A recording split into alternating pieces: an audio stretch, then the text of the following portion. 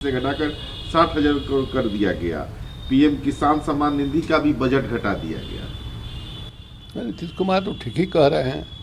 ये जो गरीब राज्य हैं, गरीब इलाके हैं, गरीब जनता है, उसके लिए कुछ भी नहीं किया गया है, बल्कि जो पहले से मिल रहा था उसमें भी कटौती की गई है। चाहे वो अक़लियत समाज के लोगों को मिल रहा हो या बाकी लोगों को मिल रहा है, किसानों को मिल रहा हो, फर्टिलाइज़र पर सब्सिडी मिल रहा हो, फूड पर सब्सिडी मिल रहा हो, सब में घटाया गया। आश्चर्य है कि दुनिया के बाज़ार में माने फर्टिलाइज़र की कीमत बढ़ी है, अनाज की कीमत बढ़ी है।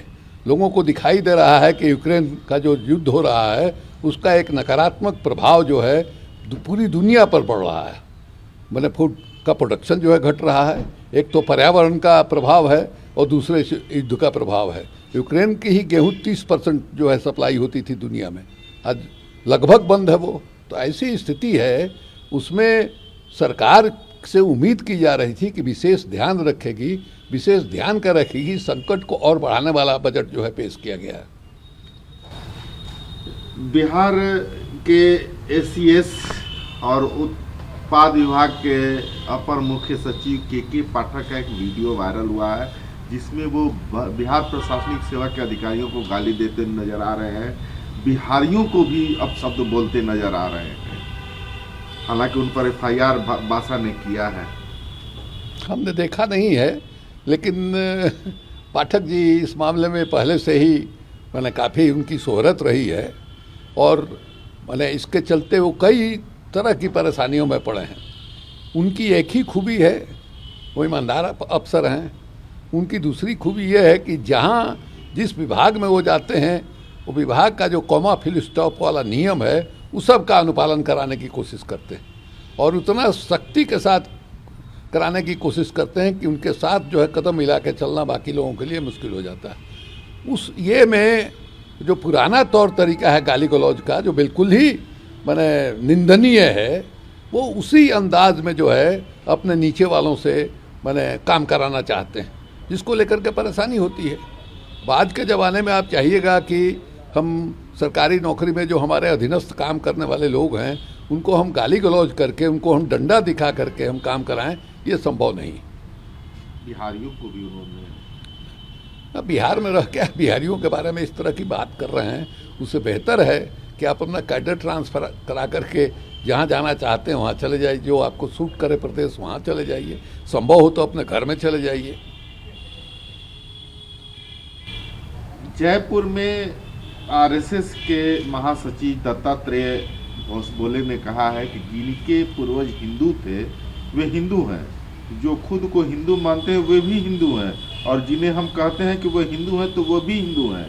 हम मजबूरी में बीफ खाने वालों के लिए दरवाजे बंद नहीं कर सकते।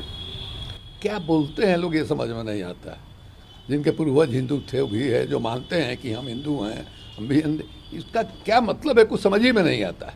ये असल में आरएसएस की खूबी है कि जो मनुष्य का विवेक है, अच्छे और बुरे की पहचान का, वो निकाल लेता है। ये अध्ययन करने की ज़रूरत है।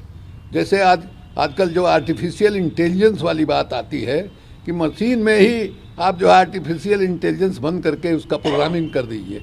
आरएसएस उसी तरह से लोगों का प्रोग्रामिंग जो है करता है। अब ये बहुत ही सीनियर, बहुत ही वरिष्ठ जो है आरएसएस के कार्यकर्ता हैं। अब वो क्या कह रहे हैं, क्या कहना चाहते हैं, ये किसी को पता नहीं चल रहा है। ये सर्वविदित है कि इस देश के 90% से अधिक मुसलमान जो है वो कन्वर्टेड हैं।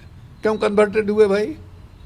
आज के दिन भी आरएसएस के लोग हल्ला करते हैं कि साहब ईसाई मिशनरी के लोग कन्वर्ट करा रहे हैं या मुसलमान लोग धर्मांतरण करा रहे हैं।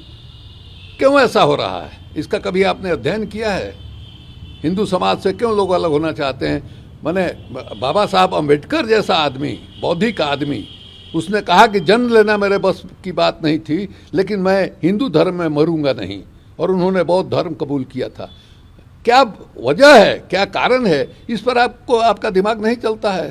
तो आप अनाप शनाप जो है इस तरह का बयान जो है वो दिए जा रहे हैं, जिसका कोई अर्थ ही नहीं समझा जा सकता है। अडानी विवाद पर संसद में हंगामा हुआ है। विपक्ष ने जांच की मांग की है। कई विपक्षी दलों ने एक संवाददाता सम्मेलन में अमेरिकी शॉर्ट सेलर फर्म हिंडनबर्ग द्वारा अडानी समूह के खिलाफ लगाए गए आरोपों की जांच की मांग की और कहा है कि यह मुद्दा जो है करोड़ों भारतीयों की गाढ़ी कमाई को खतरे में डाल रहा है। देखिए, ये अडानी तो कुछ नहीं है। ये अडानी के पीछे जो मोदी जी हैं, असली तो वो हैं जो स्टेट बैंक ऑफ इंडिया है, LIC है और पब्लिक सेक्टर के यूनिट हैं, जो आंख बंद करके माने अडानी में पैसा लगा रहे हैं। जो उनका माने शेयर का दाम जो खुलता है वहाँ शेयर का भाव नहीं पहुँच रहा है, उससे तो 100%, 150%, 300% नीचे है, लेकिन ये लोग खरीदते हैं उसी भाव में जिस भाव में खुलता है। जैसा लग रहा है कि जैसे बाप का पैसा हो, और बगैर माने दबाव के, प्रशासनिक दबाव के, सरकारी दबाव के ये संभव ही नहीं है। और आज ऐसी स्थिति हो गई है कि कहीं लंका वाली स्थिति हमारी मत हो जाए, पूरा बैंकिंग सिस्टम मत लड़खड़ा जाए। और ये पहले साफ खुल गया है, जो पहले आरोप लगाया जा रहा था कि अडानी की सरकार और अंबानी की सरकार, उसका तो रहस्य खुल गया है। अब एक इस बात की जांच होनी चाहिए और सुप्रीम कोर्ट के निगरानी में ये जांच होनी चाहिए। और इस जो जिन लोगों के वजह से ये सब कुछ हो रहा है उनको बेनकाब किया जाना चाहिए। अभी तक कोई निर्णय नहीं हुआ है। समान नागरिक संहिता के कार्यान्वयन पर कानून मंत्री किरण रिजिजू ने कहा है। उन्होंने कहा है कि केंद्र ने भारत के एक ऐसे विधि आयोग से UCC से संबंधित विभिन्न मुद्दों की जांच करने और उस पर सिफारिशें करने का अनुरोध किया था, लेकिन 21वें विधि आयोग का कार्यकाल 31 अगस्त 2018 को समाप्त हो गया। अब दूसरा विधि आयोग बनेगा, उसके सामने जो है आप पेश कीजिए, उनसे सलाह मांगिए। ये आसान काम नहीं है। यूनिफॉर्म सिविल कोड जो है के बारे में संविधान का जो माने हम लोगों के यहाँ डायरेक्टिव प्रिंसिपल है, उसने कहा है कि इसकी दिशा में कोशिश होनी चाहिए। उसमें बहुत सारी चीज़ें कही गई हैं। उसमें यूनिफॉर्म सिविल कोड भी है, उसमें शराबबंदी भी है जो नीतीश जी को सूट करता है, वो जो है माने RSS को सूट करता है।